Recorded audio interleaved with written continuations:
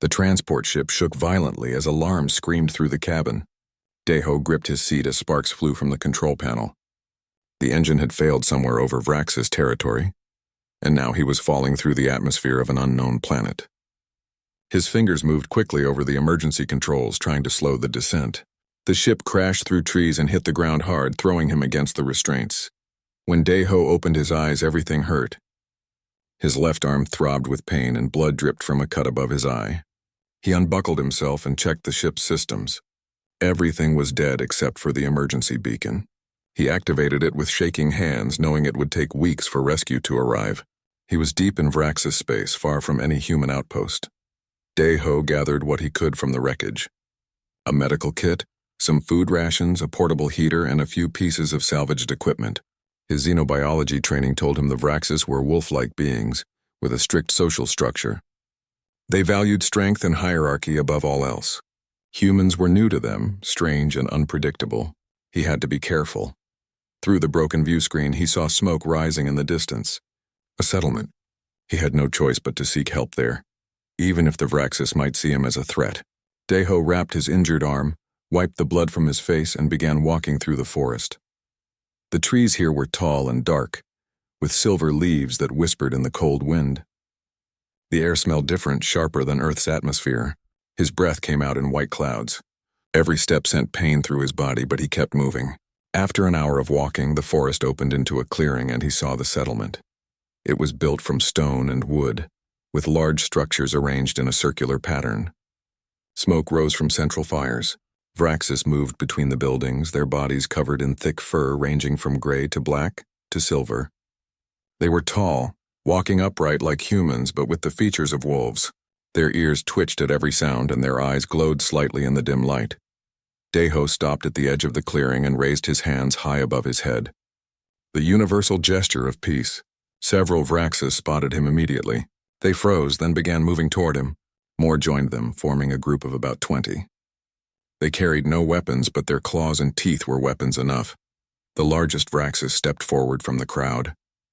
His fur was silver with streaks of white, and scars crossed his muzzle and shoulders.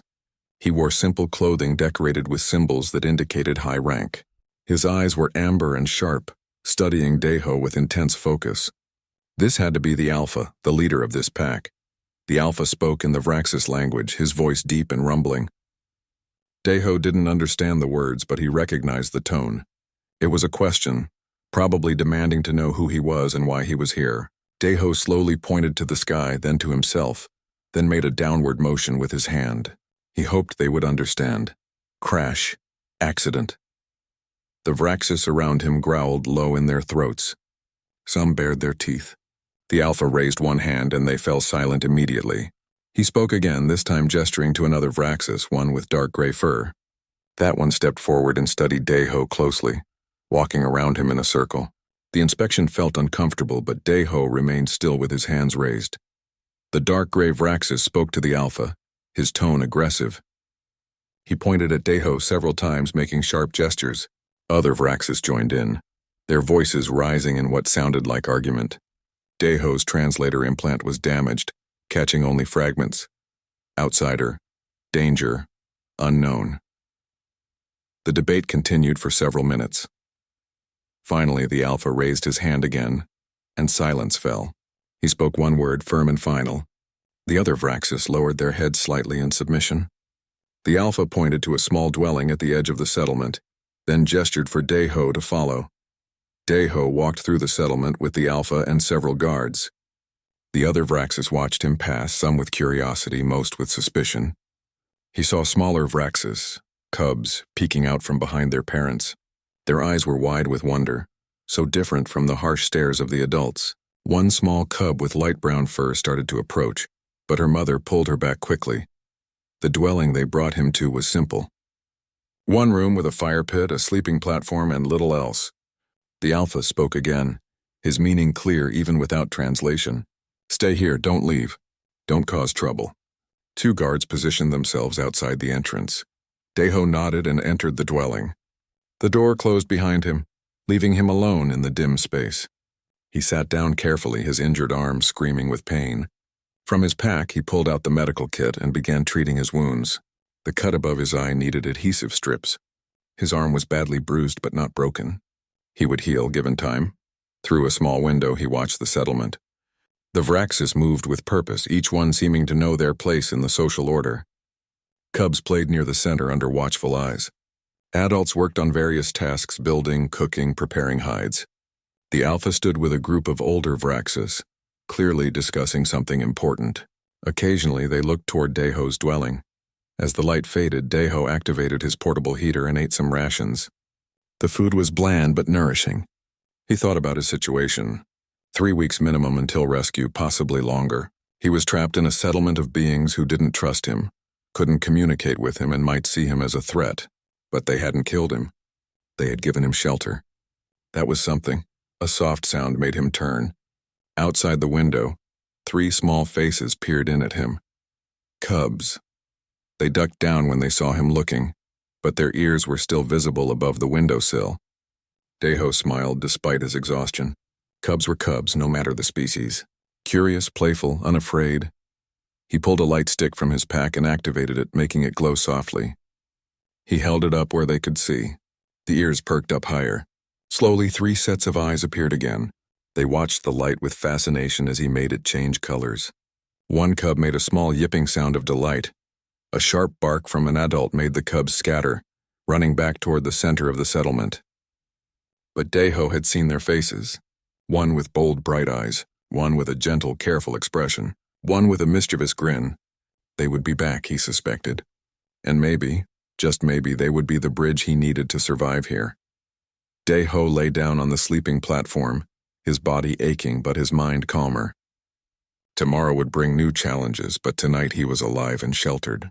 For now, that was enough. The transport ship shook violently as alarms screamed through the cabin. Deho gripped his seat as sparks flew from the control panel.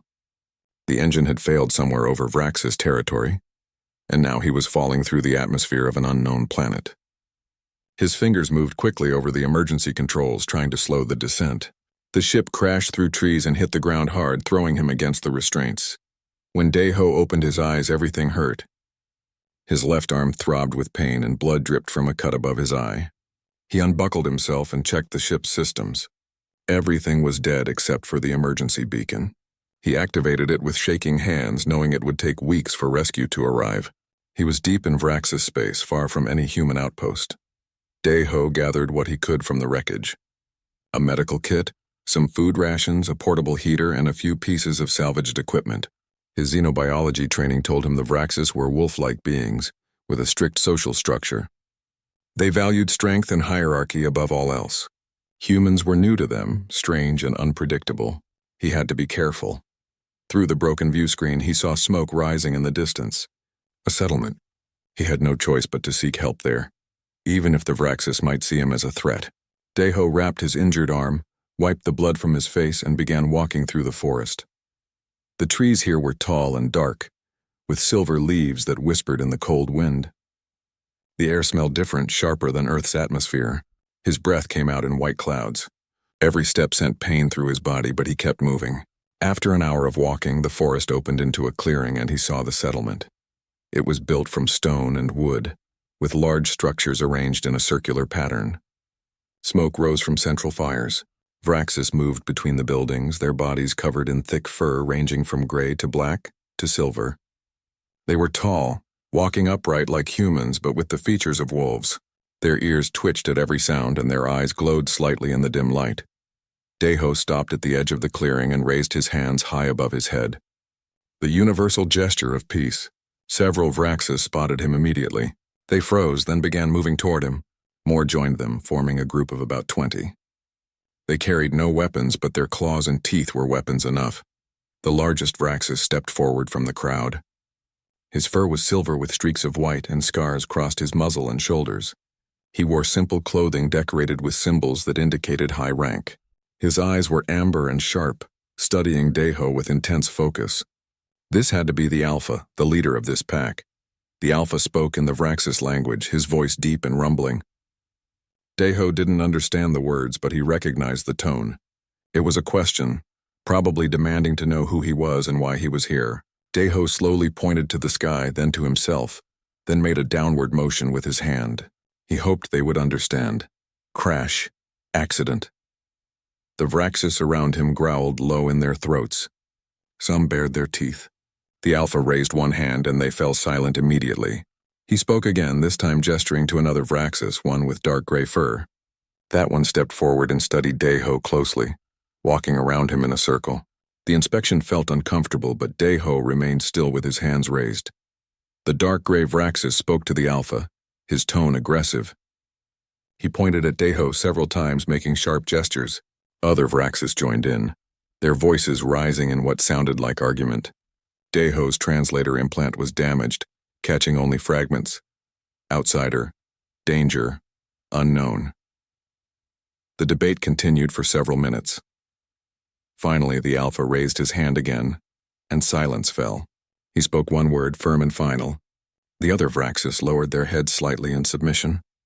The Alpha pointed to a small dwelling at the edge of the settlement, then gestured for Deho to follow. Deho walked through the settlement with the Alpha and several guards. The other Vraxis watched him pass, some with curiosity, most with suspicion. He saw smaller Vraxis, cubs, peeking out from behind their parents. Their eyes were wide with wonder, so different from the harsh stares of the adults. One small cub with light brown fur started to approach, but her mother pulled her back quickly. The dwelling they brought him to was simple. One room with a fire pit, a sleeping platform, and little else. The Alpha spoke again, his meaning clear even without translation. Stay here, don't leave. Don't cause trouble. Two guards positioned themselves outside the entrance. Deho nodded and entered the dwelling. The door closed behind him, leaving him alone in the dim space. He sat down carefully, his injured arm screaming with pain. From his pack, he pulled out the medical kit and began treating his wounds. The cut above his eye needed adhesive strips. His arm was badly bruised but not broken. He would heal given time. Through a small window, he watched the settlement. The Vraxis moved with purpose, each one seeming to know their place in the social order. Cubs played near the center under watchful eyes. Adults worked on various tasks, building, cooking, preparing hides. The Alpha stood with a group of older Vraxis, clearly discussing something important. Occasionally, they looked toward Deho's dwelling. As the light faded, Deho activated his portable heater and ate some rations. The food was bland but nourishing. He thought about his situation. 3 weeks minimum until rescue, possibly longer. He was trapped in a settlement of beings who didn't trust him, couldn't communicate with him, and might see him as a threat. But they hadn't killed him. They had given him shelter. That was something. A soft sound made him turn. Outside the window, 3 small faces peered in at him. Cubs. They ducked down when they saw him looking, but their ears were still visible above the windowsill. Deho smiled despite his exhaustion.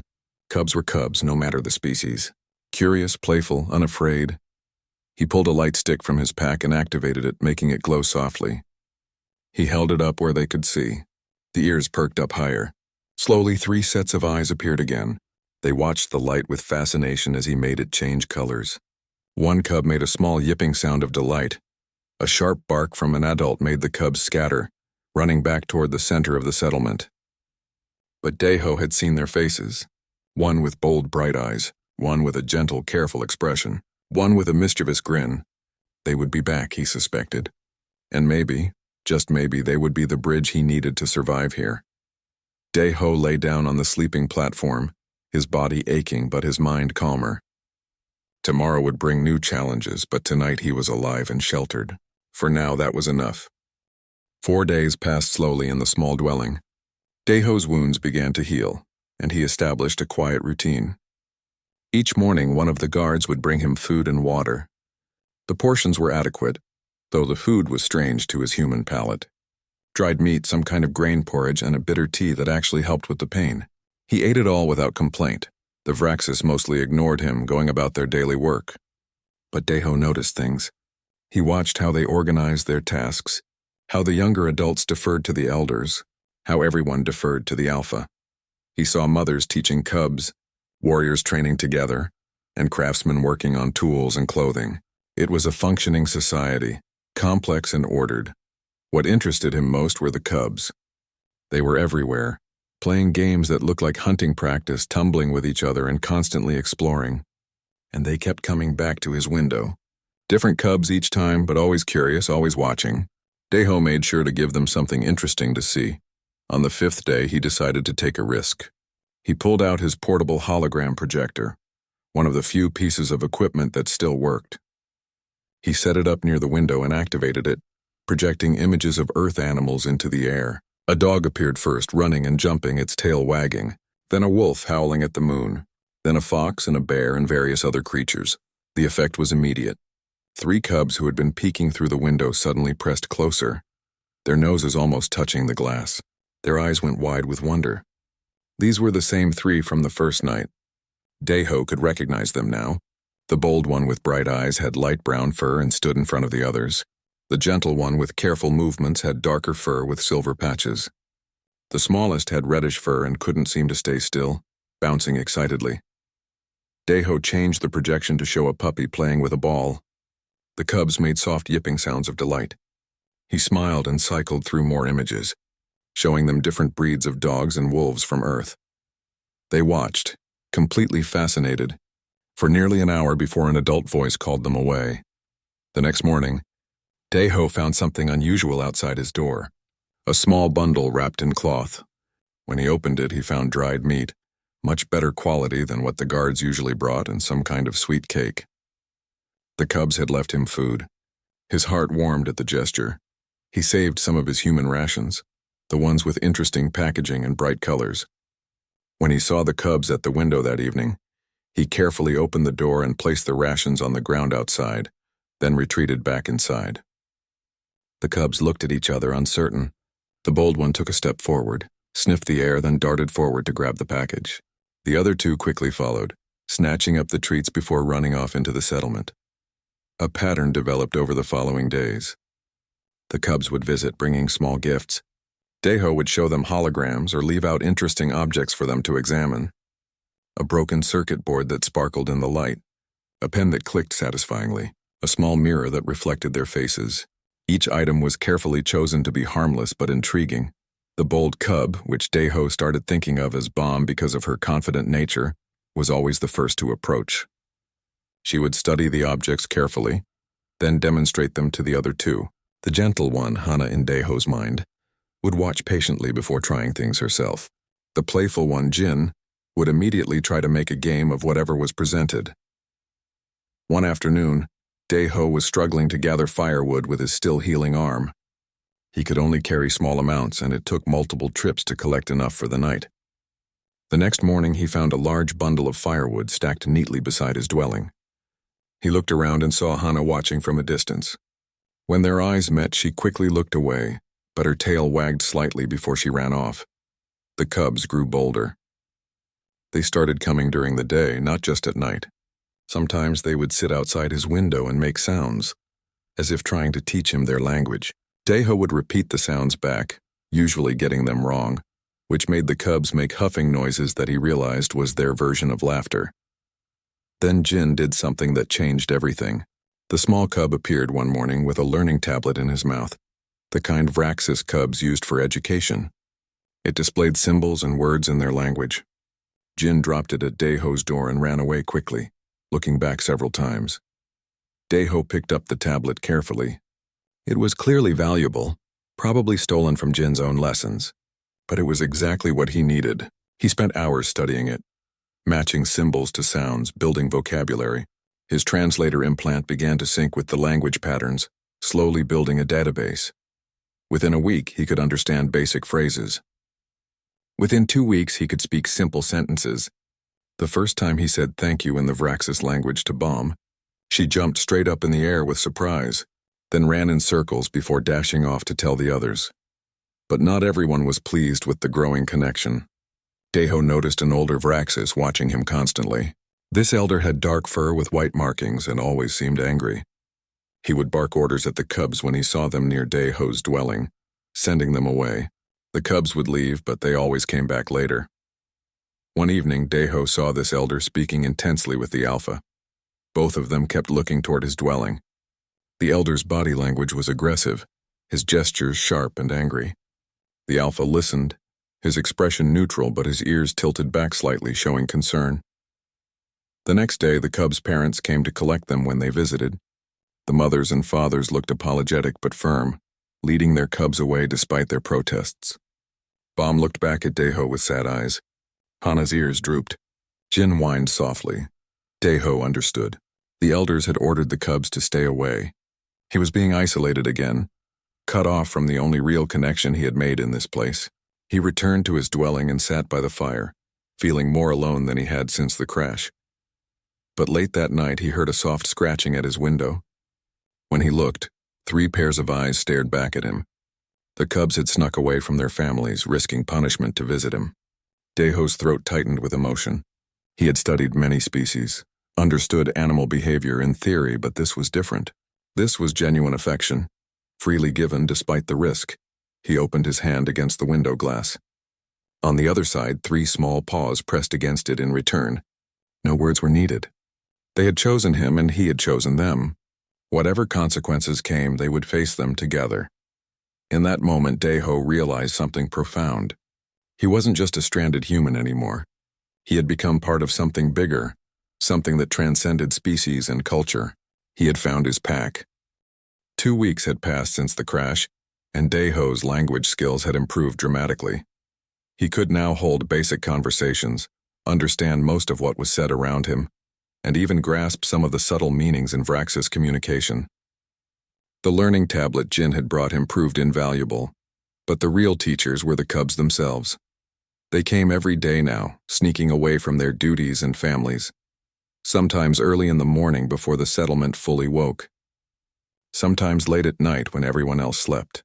They brought Daeho food, shared stories in a mix of words and gestures, and listened with fascination to his tales of Earth and humanity. Bomb wanted to know everything about human technology. Her eyes lit up whenever Daeho explained how his equipment worked, how ships traveled through space, how humans built their cities. She was smart and quick, asking questions that showed real understanding. Daeho suspected she would become an engineer or scientist if given the chance. Hana was interested in the emotional side of humanity. She asked about families, friendships, and feelings. When Daeho told her about missing his home, she pressed her small head against his hand in comfort. She taught him the Vraxis concepts of pack bonding, loyalty, and the deep connections that held their society together. Through her, he began to truly understand these people. Jin was pure energy and joy. He wanted to play human games, learn human songs, and try human food. He made Daeho laugh with his antics, stealing small objects just to see what Daeho would do, then returning them with an expression of exaggerated innocence. But Jin also taught Daeho the physical aspects of Vraxis culture, showing him proper postures, gestures of respect, and how to move through the settlement without causing offense. During these visits, something unexpected happened. The cubs began performing small rituals with Daeho, sharing food from the same bowl, grooming his hair, which made them huff with amusement at its strangeness, teaching him their play-hunting games. Each action carried meaning in Vraxis culture, building bonds that went beyond simple friendship. One night, a terrible ice storm hit the settlement. The temperature dropped rapidly and wind howled through every gap in the walls. Daeho's portable heater struggled to keep the dwelling warm. He wrapped himself in every piece of clothing he had, but still shivered violently. A soft scratching at the door made him look up. The cubs slipped inside, each carrying something. Bomb had a thick fur blanket. Hana brought hot stones wrapped in cloth for warmth. Jin dragged in a bundle of the best firewood. They arranged everything around Daeho, building up the fire and wrapping him in layers. Then they did something that surprised him completely. They curled up around him, their warm bodies pressed against his, sharing their heat. In Vraxis culture, this was how pack members survived harsh conditions. By staying together, by protecting the vulnerable, by being one unit instead of many individuals. Daeho felt tears in his eyes, not from the cold, but from the overwhelming sense of belonging. These cubs, these children of another species, had accepted him so completely that they risked punishment to keep him safe. He wrapped his arms around them gently and they made soft, contented sounds. The storm lasted through the night. The cubs stayed with him the entire time, only slipping away just before dawn. When Daeho woke fully, He found the dwelling perfectly arranged, the fire still burning strong and a fresh breakfast waiting for him. His family had taken care of him. As his language skills improved, Daeho began teaching the cubs about human philosophy and ethics. He told them about the human concept of chosen family, how humans could form bonds as strong as blood through shared experience and mutual care. The cubs listened intently, especially when he explained that humans believed the strongest relationships were those freely chosen, not forced by tradition. Hana seemed particularly moved by this. She told him that Vraxis society was changing, that many younger Vraxis questioned the rigid hierarchies and absolute obedience expected of them. But change came slowly, and the elders held firm to the old ways. Speaking against tradition was seen as betrayal of the pack. One afternoon, Jin brought Daeho something special. It was a broken toy, a carved wooden figure of a Vraxis warrior that had lost a leg. Jin explained sadly that his father had said it was worthless now and should be discarded. But Jin loved this toy. It had been his favorite. Daeho examined the piece carefully. Using tools from his repair kit, he carved a new leg from a piece of scrap wood, attached it firmly and even added joints so it could move. He painted it carefully to match the original colors. When he returned it to Jin, the cub's joy was boundless. He showed it to everyone, explaining proudly that his human had fixed what others said could not be fixed. This act rippled through the settlement.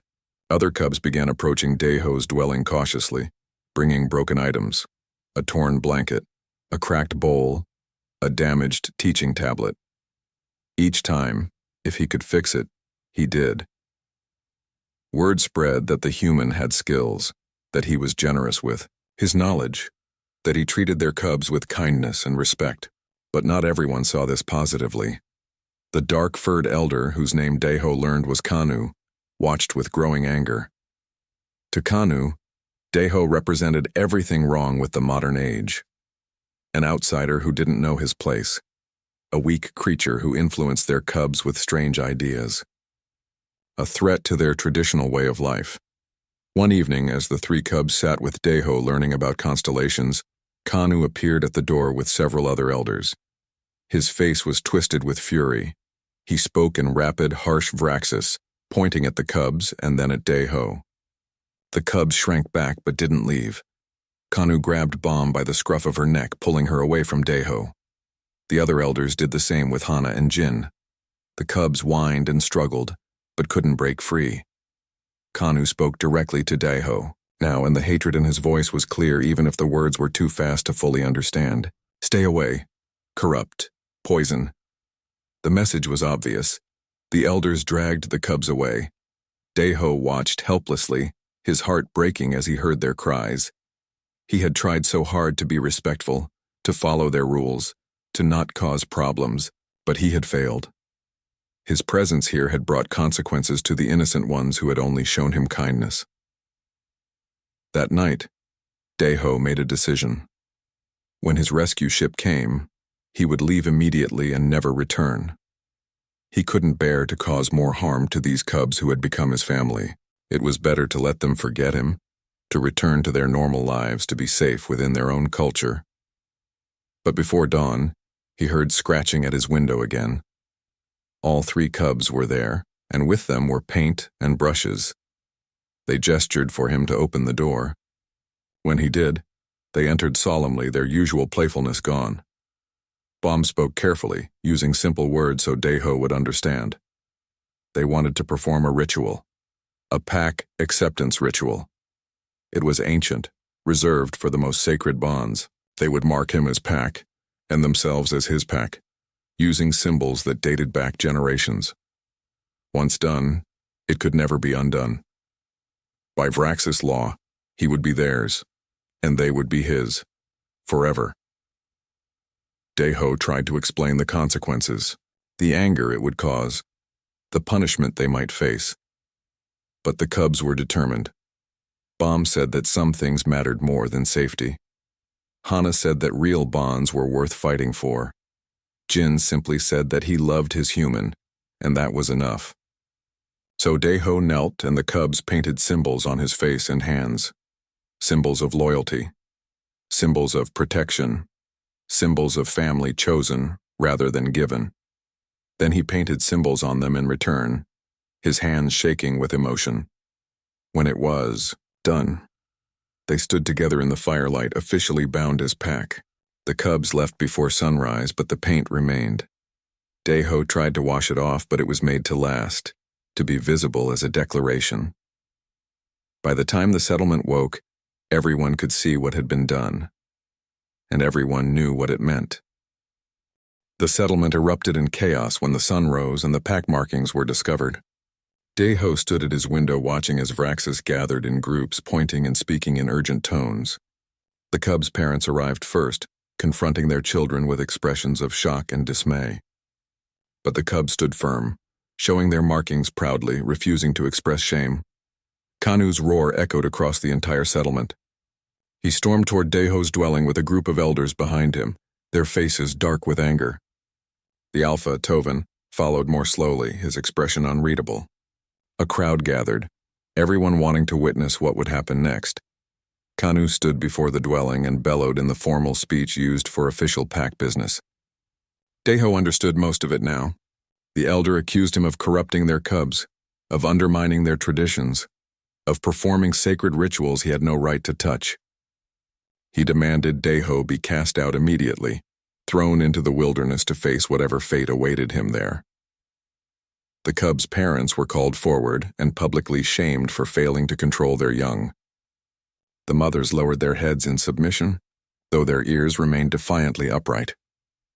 The fathers accepted the rebuke, but kept glancing at their cubs with expressions that mixed disappointment with something that might have been pride. Tovan raised his hand for silence, and the crowd immediately obeyed. The Alpha's authority was absolute. He looked at Daeho for a long moment, then at the cubs, then back at the elders. When he spoke, his voice carried across the settlement with natural command.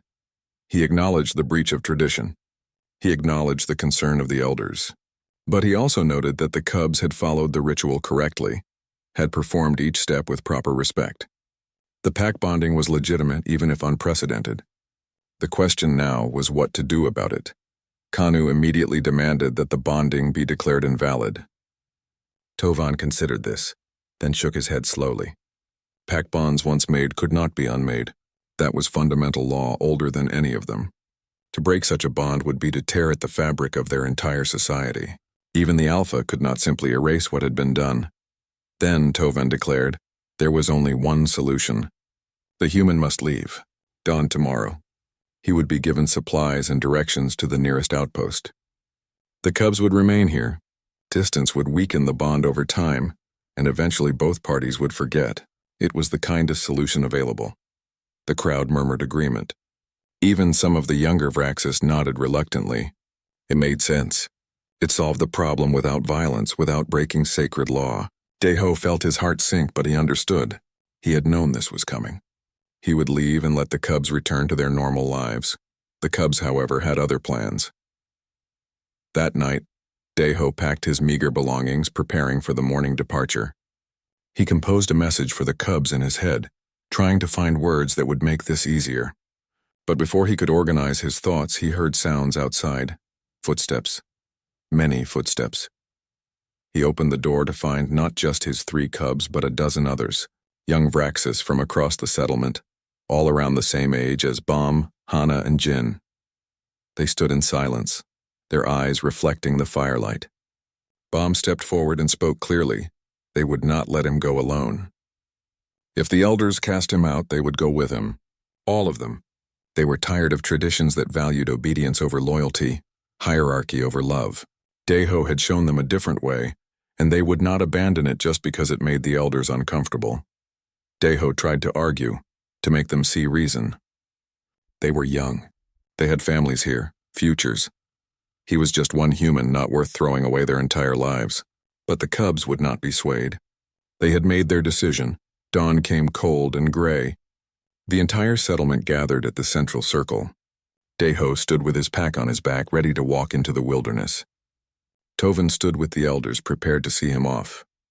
The cubs' parents stood to the side, their faces showing conflict between duty and feeling. Tovan gestured, and 4 warriors came forward to escort Deho to the settlement boundary. They were not hostile, just formal, doing their duty. Deho nodded to them respectfully and began to walk. He made it perhaps 10 steps before something happened that shocked everyone present. The cubs moved as one unit, flowing around the warriors like water and positioning themselves directly between Deho and the escort. They formed a barrier, small bodies pressed together facing the entire settlement with defiant eyes. More cubs joined them, then more, until nearly 20 young Vraxes stood in formation. The warriors looked to Tovan uncertainly. The Alpha gestured for them to remove the cubs. The warriors approached and gave firm commands. Move aside. Obey your elders. Return to your families. The cubs didn't move. Parents called to their children. The cubs remained motionless. Kanu pushed forward, his face twisted with rage. He grabbed Bomb by the shoulders, trying to physically remove her from the formation.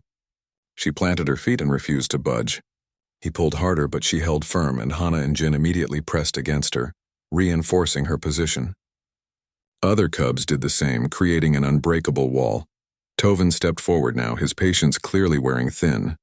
This was unprecedented. Cubs did not disobey direct commands. They certainly did not form organized resistance against the entire settlement. It challenged everything their society was built upon. The Alpha had to reassert order. He walked to stand before the cubs, his massive form towering over them. When he spoke, it was not in normal speech, but in the command voice. Every Vraxis was taught from birth to respond to this tone. It bypassed conscious thought and triggered deep instinctive obedience. Alpha commands, pack obeys. That was the foundation of their entire species. The effect was immediate and visible. Every cub began trembling. Their legs shook with the effort of resisting. Some whimpered. Others lowered their heads partially, caught between instinct and will.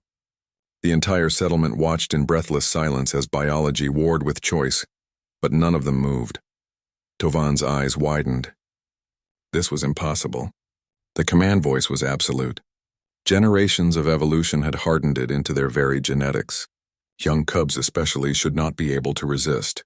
Yet here they stood, shaking and suffering, but standing nonetheless.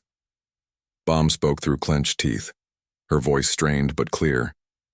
She said that Deho had taught them something important, that the strongest bonds were those chosen freely, that obedience without understanding was just fear, that real pack loyalty came from the heart, not from commands. She said that they loved their Alpha, loved their settlement, loved their families, but they also loved their human, and they would not abandon him. Hana added, her voice gentle despite her trembling, that Deho had demonstrated every value the Vraxis claimed to hold dear. Loyalty, protection, sharing of knowledge. Care for the young. If those values meant nothing when tested, then what was their society really built on? She said they were not rejecting their culture. They were living it more truly than the elders. Jin, the youngest and smallest, simply said, "He is ours. We are his. This is pack law." The settlement stood frozen. No one knew what to do. The cubs had done the impossible, had held firm against the Alpha's command. More importantly, their words had struck deep. Many of the younger adults looked uncomfortable, their expressions thoughtful. Some of the cubs' parents had tears in their eyes. Deho could not let this continue. He stepped around the formation of cubs and addressed Tovan directly in the Vraxis language, his accent heavy but his words clear. He thanked the Alpha for the shelter and protection given. He acknowledged that his presence had caused problems he never intended. He said that he would leave willingly and ask the cubs to stay. Their bond would remain in their hearts even across distance. He looked at Bomb, Hana, and Jin, at all the cubs who had stood for him, and spoke with complete honesty. He said they had given him the greatest gift anyone could receive. They had made a stranger into family. He would carry that with him forever, but he could not let them sacrifice their futures for him. Then Deho turned and began walking toward the wilderness. He did not look back, afraid that if he saw their faces he would lose his resolve. He heard Tovan order the cubs to remain. He heard parents calling their children. He kept walking, each step feeling like his heart was being torn apart. He made it to the settlement boundary before he heard the sound of running feet. Multiple sets of paws hitting the ground in unison. He turned to see all the cubs racing after him, breaking free from their parents' grabs, ignoring every command shouted behind them. They reached him and surrounded him, looking up with absolute determination. They would follow him anywhere, even into the wilderness, even away from everything they had ever known. Because he was Pack and Pack stayed together. Deho stood at the boundary of the settlement with 20 cubs surrounding him, their small bodies pressed close in solidarity. Behind them, the entire settlement had followed, forming a large circle. Parents called desperately for their children. Elders shouted commands. Warriors stood ready but uncertain. No one had ever dealt with a situation like this before. Tovan walked forward slowly, alone.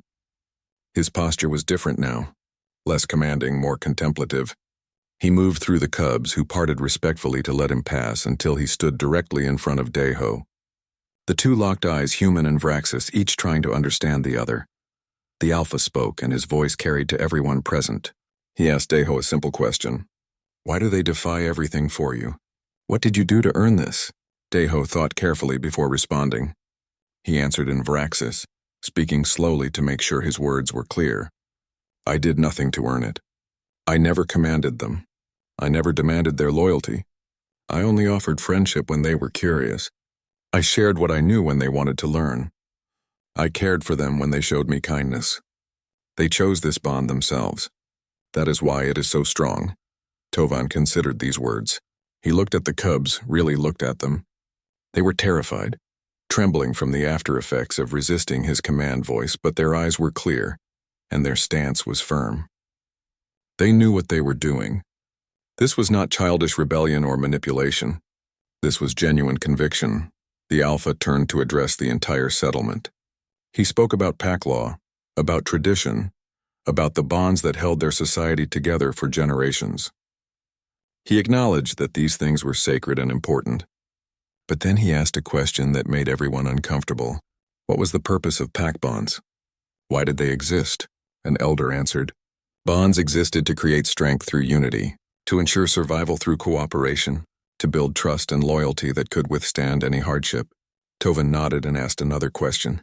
If cubs chose their bonds so strongly that they would rather leave everything they knew than break them, did that not demonstrate the deepest possible loyalty? Was that not the truest form of pack strength? The elders fell silent.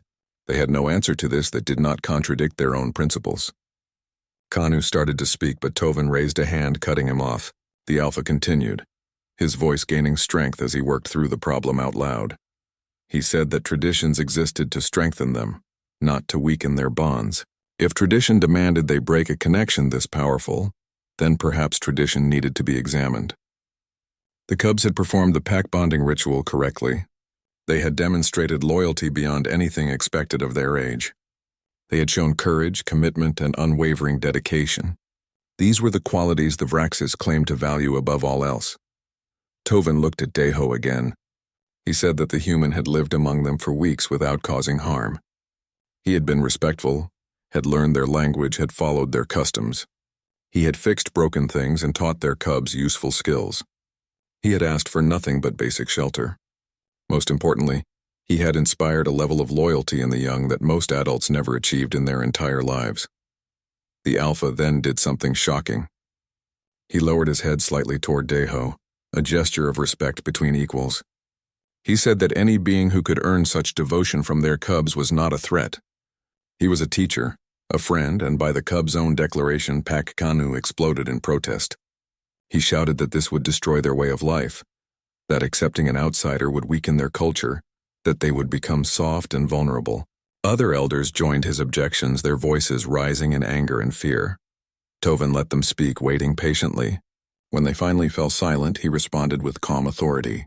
He reminded them that their way of life was not fragile. Their culture had survived countless challenges because it was built on principles that actually worked. Loyalty, courage, strength through unity. If adding one human to their pack somehow destroyed all of that, then they had never been strong to begin with. He said that the cubs had shown them something important. They had demonstrated that loyalty chosen freely was stronger than loyalty commanded. They had proven that bonds of genuine affection could withstand even the Alpha's command. That was not weakness. That was strength of a kind their society had forgotten to value. The Alpha then made his declaration. He would not break the pack bond between the cubs and the human. Deho would be accepted as a member of the settlement. under the protection and claim of the cubs who had chosen him. This was unprecedented, yes, but unprecedented did not mean wrong. Furthermore, Tovin announced a new interpretation of pack law. Bonds formed through genuine loyalty and mutual choice would be recognized as equal to bonds of blood. This did not replace traditional family structures, but it expanded them. It acknowledged that family could be found as well as born.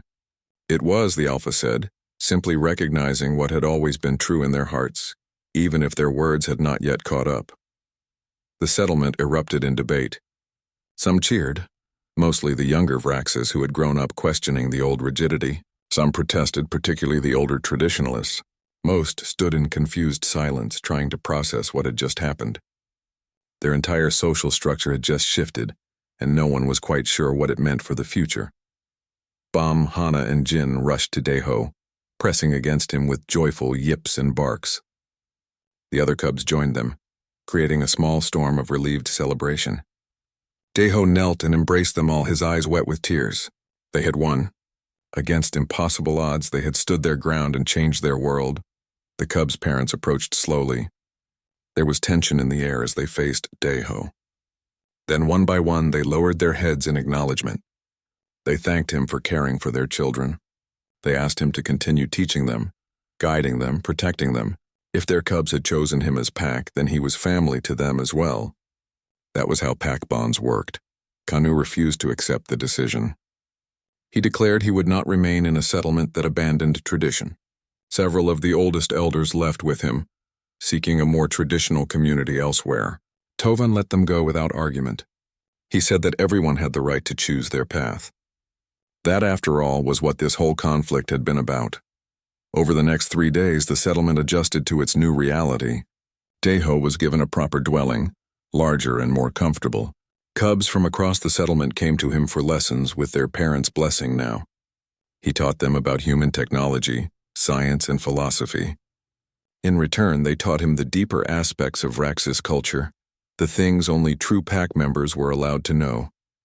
His rescue ship arrived on the 4th day, its approach detected by settlement scouts. Deho went to meet it with Tovin and his cubs by his side. The human crew was shocked to see him walking freely, surrounded by Vraxes who treated him with obvious affection. Deho spoke with the ship's captain, explaining his situation. The captain assumed he was being held hostage and offered to extract him immediately with force if necessary. Deho laughed and declined. He was not a prisoner. He was exactly where he chose to be. He negotiated instead. He would return to human space briefly to report his survival and arrange his affairs. But then he would come back to the settlement for an extended stay. Months, possibly years. He wanted to serve as a bridge between their species, to help both sides understand each other better. The captain was skeptical, but agreed to relay the proposal to Earth authorities. Before leaving, Deho addressed the settlement one final time. He thanked them for taking in a stranger, for giving him shelter when he was vulnerable, for teaching him their ways. He thanked Tovin for his wisdom and courage in choosing change over comfort. Most of all, he thanked the cubs for their incredible bravery.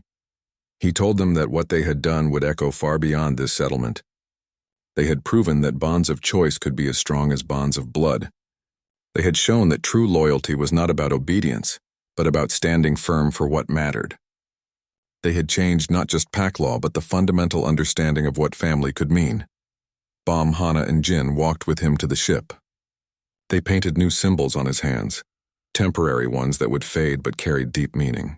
Safe journey, swift return. Pack awaits. Deho painted symbols on them in return. Courage remembered. Loyalty honored. Family forever. As the ship lifted off, Deho watched the settlement grow smaller through the viewport. He saw the cubs waving, saw Tovin standing tall, saw the entire community gathered to watch him go. He knew that when he returned, he would not be coming back as an outsider or even as a guest. He would be coming home. The ship's crew asked him questions about his experience, eager for details about Vraxis culture and society. Deho answered them all, but his mind was already planning his return. He thought about the lessons he would teach, the bridges he would build, the understanding he would foster between species. Most of all, he thought about 3 small cubs who had defied everything they knew to protect a stranger. who had stood against the Alpha himself rather than abandon their friend, who had shown the entire settlement that the future belonged to those brave enough to choose their own bonds. They had defended him from the elders. They had refused the Alpha's command. They had changed the world, and in doing so they had proven something humanity had always believed, but never quite demonstrated to other species, that the bonds formed by choice, by mutual respect, by genuine affection, were the strongest bonds in the universe. Deho smiled as the ship entered orbit. He would return to Earth, complete his duties, and then come back to his pack. Because that was what family did. They stayed together across any distance, through any challenge. And thanks to 3 brave cubs, everyone now knew that family was not just about blood or tradition or hierarchy. Family was about standing together when it mattered most. That was the true meaning of pack.